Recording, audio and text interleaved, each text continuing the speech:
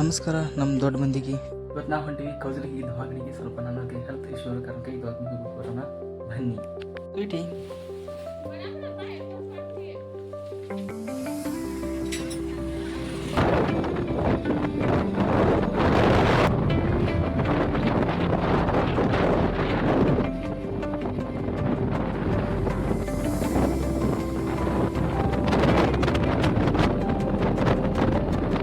ನೋಡಿ, ಫೈನಲ್ ಆಗಿ ರೀಚ್ ಆಗಿದ್ದೀವಿ. ನೋಡಿ, ಇದು ಒಟ್ಟು ಸಖತ್ತಾಗಿದೆ ಹಾಸ್ಪಿಟ್ಲು. ಸರ್ಕಾರಿ ಹಾಸ್ಪಿಟ್ಲ್ ಅಂತ ಅನ್ಸೋದಿಲ್ಲ, ಖಾಸಗಿ ಹಾಸ್ಪಿಟ್ಲ್ ಟೈಪ್ ಇದೆ.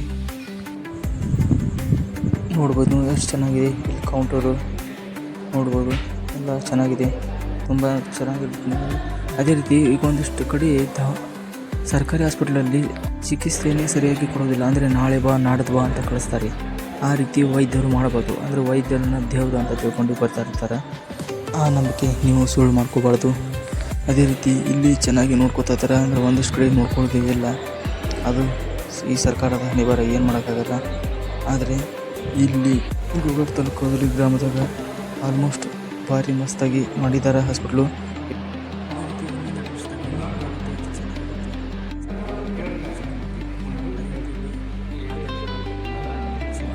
ಇಲ್ಲಿ ಬರ್ಬೋದು, ಏನು ಬೇರೆ ಏನು ತೊಂದರೆ ಇಲ್ಲ. ಏಕೆಂದರೆ ತುಂಬ ಚೆನ್ನಾಗಿದೆ ಹಾಸ್ಪಿಟಲು. ಇದು ಯಾವುದೇ ರೀತಿ ನೋಡಿದರೆ ಫ್ರಂಟಲ್ಲಿ ನೋಡಿದರೆ ಯಾವುದೇ ರೀತಿ ಇದು ಗೌರ್ಮೆಂಟ್ ಹಾಸ್ಪಿಟ್ಲ್ ಅಂತ ಅನಿಸೋದೇ ಇಲ್ಲ. ಅಷ್ಟೊಂದು ಚೆನ್ನಾಗಿ ಬಿಲ್ಡ್ ಮಾಡಿದ್ದಾರೆ. ಈ ದವಾಖಾನೆ ನೋಡ್ಬೋದು ನೀವು, ಎಷ್ಟು ಚೆನ್ನಾಗಿದೆ, ಅಷ್ಟು ದೊಡ್ಡದಾಗಿದೆ ಅಂತ. ಇಲ್ಲೊಂದು ಗೇಟ್ ಇದೆ, ಇದು ಇವಾಗ ಲಾಕ್ ಮಾಡಿದ್ದಾರೆ. ಅಲ್ಲಿ ಮೇನ್ ಗೇಟ್ ಇದೆ ಸೈಡು ನೋಡ್ಬೋದು ನೀವು. ತುಂಬ ಚೆನ್ನಾಗಿ ಹಾಸ್ಪಿಟ್ಲನ್ನ ಡೆವಲಪ್ ಮಾಡ್ಕೊಂಡಿದ್ದಾರೆ. ಇಲ್ಲಿ ಬರಬೇಕಾದ್ರೆ ಕಡ್ಡಾಯವಾಗಿ ಆಧಾರ್ ಕಾರ್ಡ್ ಮತ್ತು ರೇಷನ್ ಕಾರ್ಡ್ನ ತರಲೇಬೇಕಾಗತ್ತೆ. ಅಂದರೆ ಗೌರ್ಮೆಂಟ್ ಹಾಸ್ಪಿಟ್ಲಲ್ಲೆಲ್ಲ ತರಲೇಬೇಕು. ಇಲ್ಲಿ ಫೀಸ್ ಅಂತ ಏನು ತೊಗೊಳ್ಳಲ್ಲ. ಬಂದು ನಿಮಗೆ ಹಾಗೆ ಶೀತ ನೆಗಡಿ ಏನಾದರೂ ಅದು ಬಂದು ತೋರಿಸ್ಕೊಂಡು ಹೋಗ್ಬೋದು. ಏನಾದರೂ ಇದೆ ಮುಂದೆಗಡೆ ಬರ್ದು ಕೊಡ್ತಾರೆ.